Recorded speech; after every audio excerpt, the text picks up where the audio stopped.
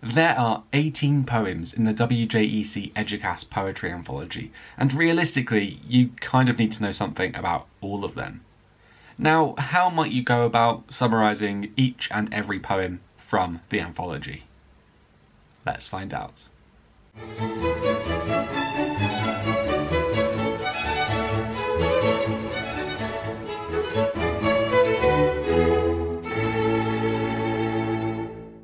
How's it going, Revision Squad? It is me, Liam, aka Mr. Knight, aka DystopiaJunkie, and in this video I am turning my attention back to the WJEC Eduqas Poetry Anthology, after I received some comments from you lovely lot asking me to make a video in which I summarise the entire thing, and so here we are.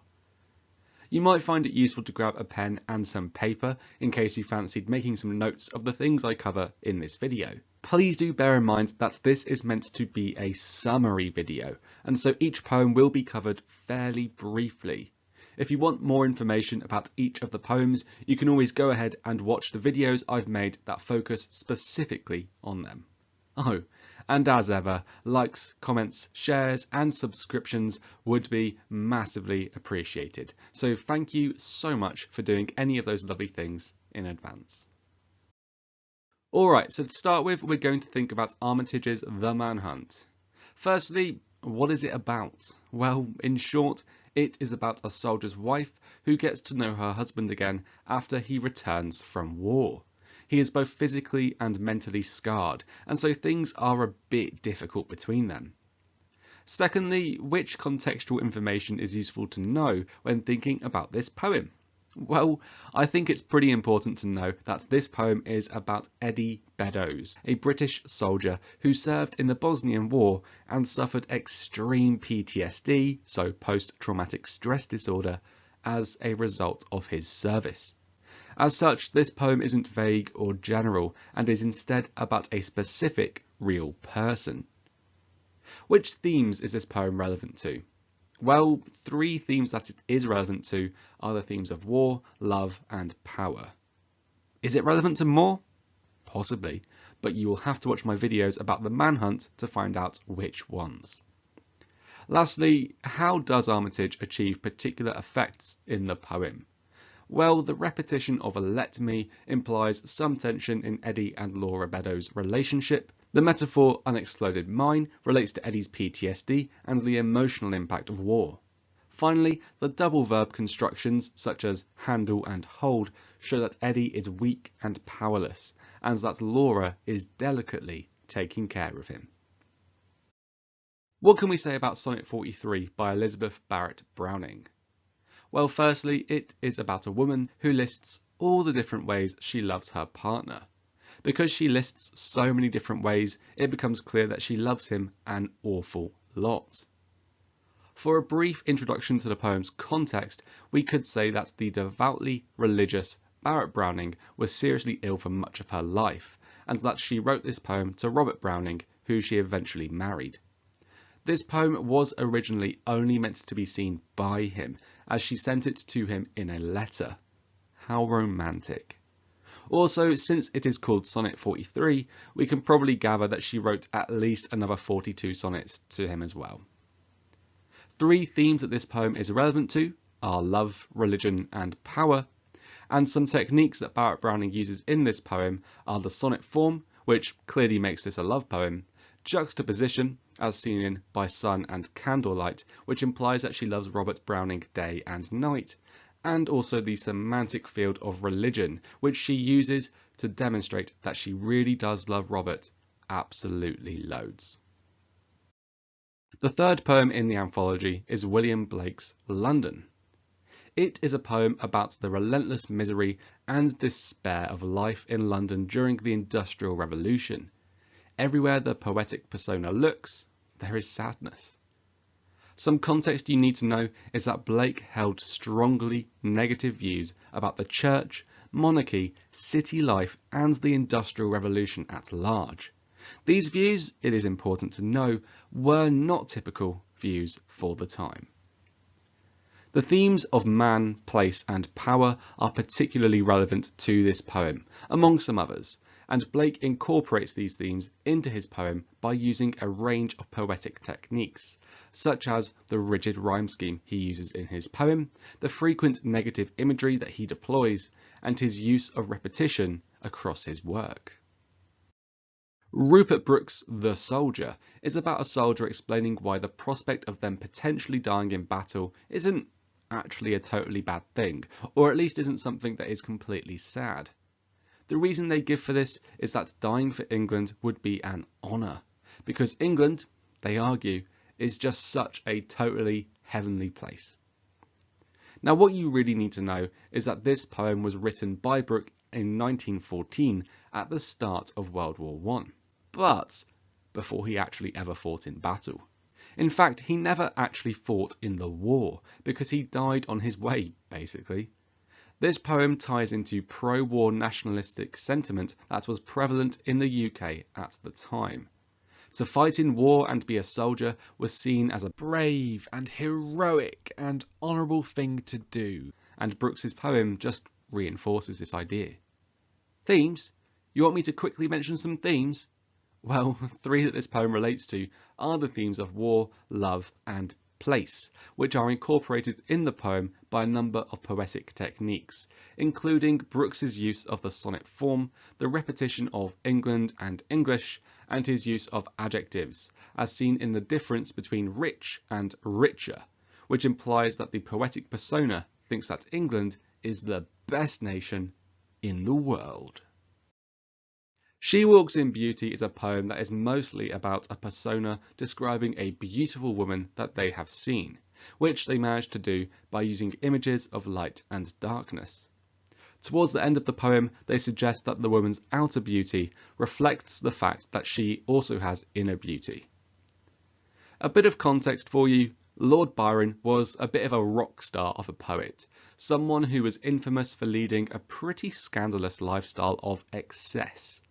Allegedly, Lord Byron was inspired to write this poem after meeting his cousin's beautiful wife. This poem speaks to a number of themes, including love, power, as in powerful emotions, and man, and so you might want to talk about this poem if asked to write about any of those themes. Lord Byron uses a number of different techniques in She Walks in Beauty. Imagery, such as the simile like the night, is used throughout the poem to describe the woman's beauty, with darkness being used to suggest that her beauty is different to, and therefore more special than, more traditional images of beauty, which tend to be based on light. Present tense verbs suggest that her beauty is current and therefore also endless. Frequent use of enjambment could imply a sense of breathlessness or excitement on the part of the persona at seeing such a beautiful woman. Imtiaz Dhakas' living space describes a slum, which is a crooked, precarious and dangerous construction.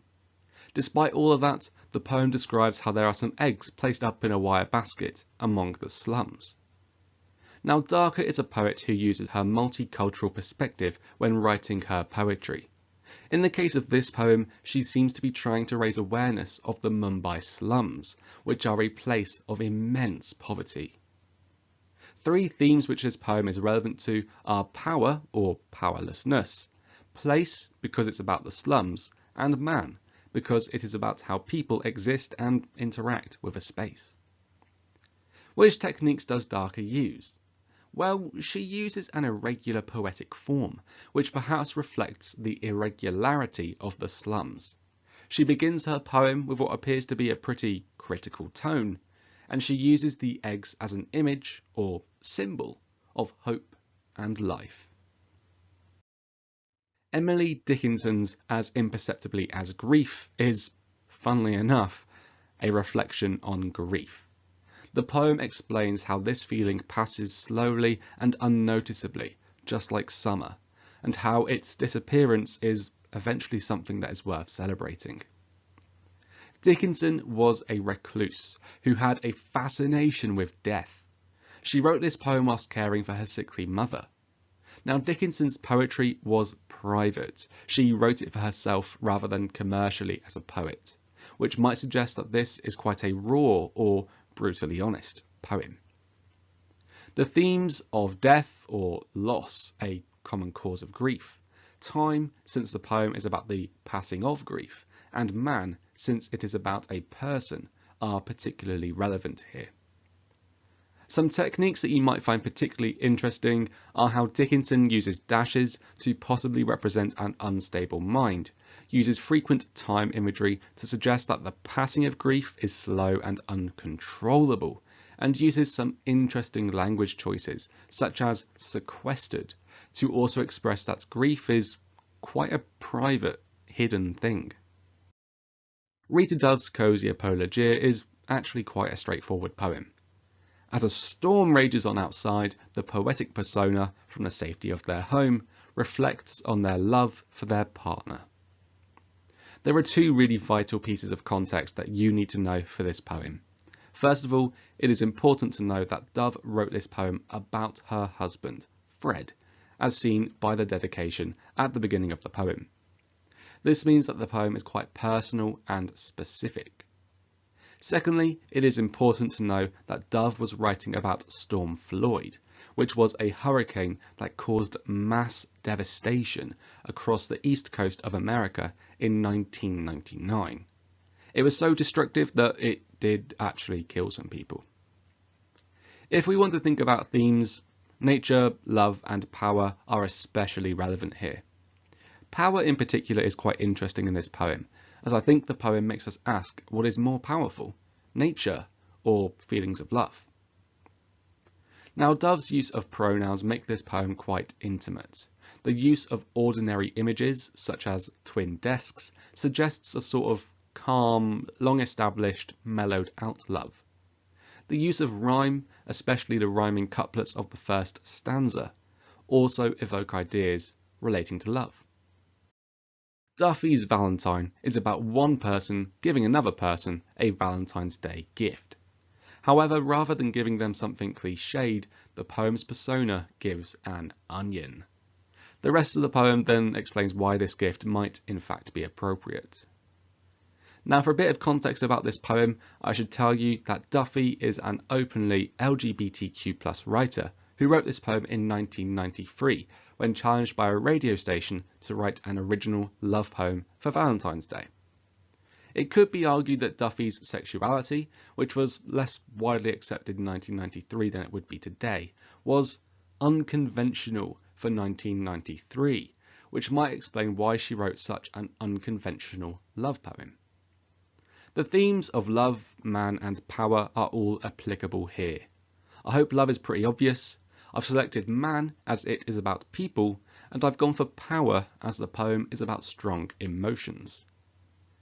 Duffy, of course, uses unconventional love imagery, such as the onion, in her poem, and also rejects traditional romantic symbols in lines like "not a cute card" or "kissogram."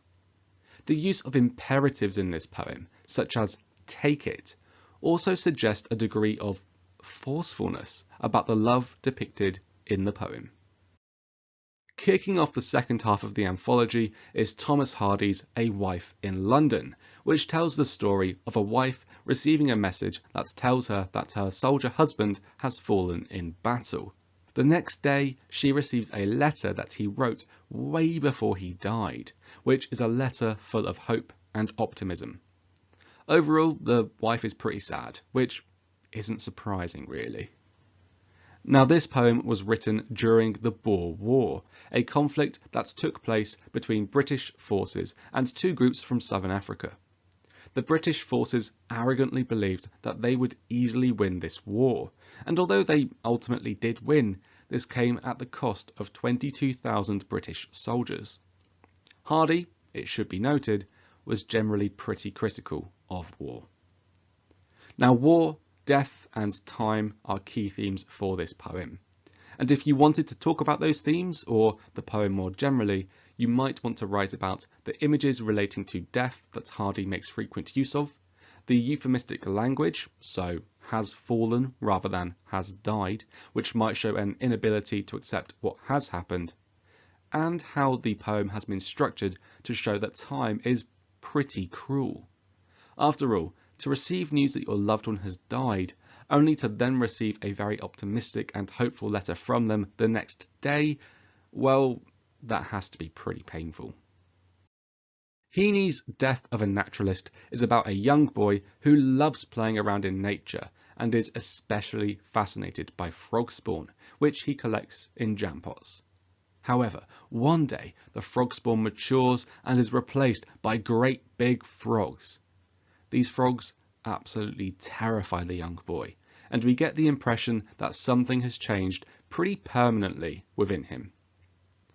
From a contextual viewpoint, it should be said that Heaney grew up in rural Northern Ireland, and so he would have been very familiar with the ideas that he is writing about, which might even be autobiographical in nature. Also, Heaney became a dad for the first time in 1966, and I wonder if having a son made him reflect even more on his own childhood. Now, if we're thinking about themes, well, we could say time is relevant because change occurs, nature because frogs, and death, In a metaphorical sense, that is, are pretty important to this poem. Heaney also uses loads of techniques in his writing, such as childish language to create an air of innocence, and personification and war imagery to create a sense of absolute terror and fear. For more detail, please be sure to watch my videos about this poem. Simply put, Ted Hughes's Hawk Roosting is told from the perspective of a hawk and is about the violence of nature. It is also about arrogance too, as the hawk thinks itself to be superior to God. Now, Hughes himself had a rural upbringing, and so he was well aware of the harsh realities of nature, by which I mean animals killing each other and so on. Furthermore, he was heavily influenced by his father, who was a World War I veteran, which might also explain the violence found within this poem. Nature, death and power are three themes I think are pretty important to this poem, and so if you're asked to write about any of these themes, Hawk Roosting might be a poem you would want to write about. Now, violent language is used throughout the poem, such as the repetition of hooked to describe the hawk's body. The hawk makes simple statements throughout the poem, and such assertions suggest that it is confident or arrogant. Finally, the poem has a very regular, rigid structure, which might suggest control or power.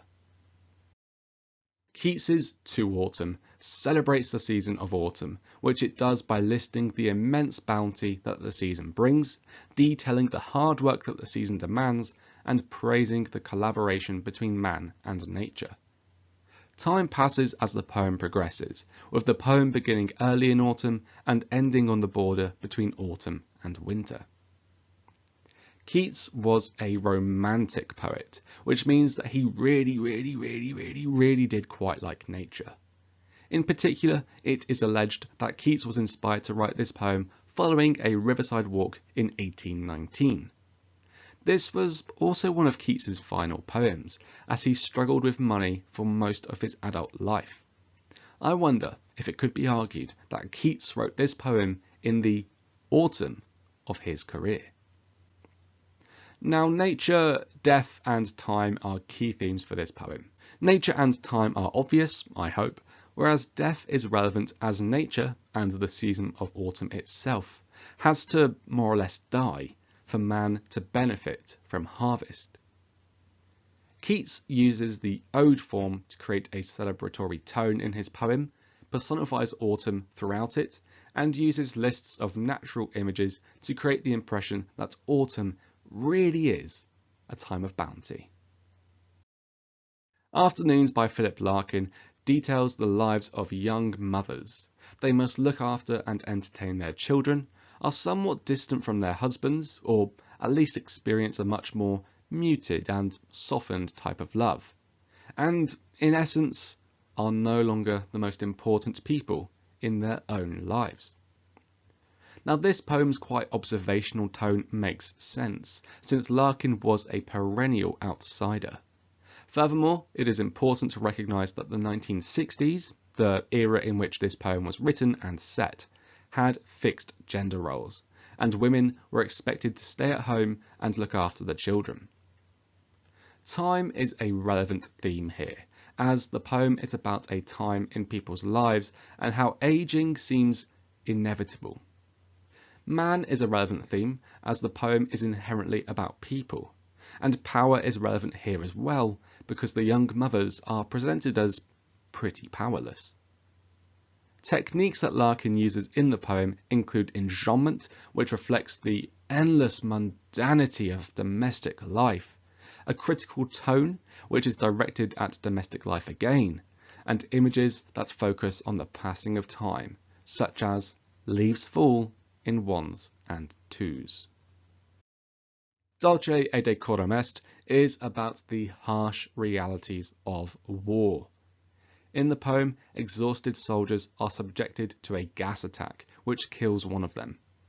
The image of this soldier dying haunts the poem's persona, which leads them to reflect that pro-war propaganda is nothing but lies. How was Owen able to express such a strongly negative view so convincingly? Well, he actually fought in World War I and suffered immensely as he did, spending a lot of time in military hospital. This poem depicted what war was really like, and as such, it was written to counter the pro-war propaganda that was common at the time. Ultimately, Owen died in battle. Now, based on everything I've said so far, I hope it's pretty clear why the themes of war, death, and man are pretty relevant to this poem. Owen uses loads of techniques in this poem, such as an alternate rhyme scheme that mirrors the relentless trudging experienced by the exhausted soldiers, graphic imagery such as froth-corrupted lungs to capture the hellishness of war, and a critical tone to reject pro-war sentiment.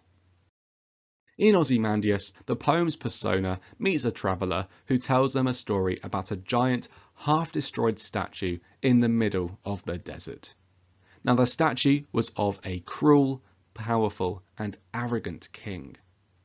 Now, Shelley was a romantic poet, which might explain why nature is shown to be more powerful than man in this poem. He allegedly wrote this poem after hearing about an explorer retrieving the statue from the desert. Ozymandias, who is also known as Ramses II, was a powerful Egyptian pharaoh. The poem is about his statue. Power, love, and time are three themes that are relevant to this poem. Power is relevant because the poem is about a leader. Love is relevant because Ozymandias loves himself, and Shelley uses the sonnet form. Time is relevant because the poem suggests that no matter what man does, it will always amount to nothing in the end, given enough time. Shelley uses language of destruction throughout his poem to suggest that man's efforts will not last the tests of time. He uses the sonnet form to suggest that Ozymandias is in love with himself, displaying his arrogance. Religious language also implies arrogance too. Mamet's Wood is about the uncovering of bones and skeletons in Mamet's Wood, which is a location that was involved in the Battle of the Somme. The remains detailed in the poem belong to soldiers who fought in World War I, and the rest of the poem details the brutal way in which they all died. Now, this poem was written by Owen Shears, a Welsh poet who wanted to commemorate the 38th Welsh Division, a group of soldiers who would have otherwise been largely forgotten by history. Now, these remains were still being uncovered as late as 2016, which suggests just how totally obliterated some of these soldiers were. Which themes are relevant to this poem? Well, three that I think are war, death, and place. The first two, I hope, are pretty obvious, whereas you could argue that the theme of place is relevant to this poem because it is about how human beings interact with a specific location. Shears uses loads of different techniques in his poem, such as the establishment of a critical tone at the start of the poem, as seen in Wasted Young. The use of imagery, such as broken mosaic of bone, presents just how violent and destructive war is. Finally, personification is used throughout the poem to suggest that the land fought alongside the soldiers. The excerpt from the Prelude describes a young person ice skating and generally having a jolly good time out and about in nature. As time passes though, the sounds of nature begin to disturb the young person, suggesting that something has profoundly changed within them, perhaps forever. From a context viewpoint, it is super important that you know that the Prelude is an autobiographical poem, and the part in your anthology is only a teeny tiny part of the whole thing. Now, as he was growing up, Wordsworth became a keen ice skater, something he grew fond of as he spent a lot of time during his formative years out and about in nature. This outdoorsy lifestyle was something Wordsworth chose because he had a pretty difficult home life. Three themes this poem is relevant to are nature, because, he's playing outside, time, because change can only happen with the passing of time, and man, because it is about a person and their thoughts and feelings. Just like all of the other poems in this anthology, the Prelude is super rich from a technical viewpoint. To start with, the Prelude has a mostly positive tone regarding nature, as seen in phrases like happy time. Images like an untired horse show a close relationship with nature too. However, the shift in tone in the final third or so of the poem, as evidenced by phrases like an alien sound, implies that something has profoundly changed for the poem's persona. Blimey, that is all 18 poems from the WJEC Eduqas poetry anthology, Summarised. Hopefully you have found this video useful, either because it's jogged your memory or has given you a good starting point when it comes to these poems, or for some other reason. Please do remember that this video was only meant to be a summary video, and so it hasn't necessarily been my most detailed video ever. I've gone for breadth rather than depth here.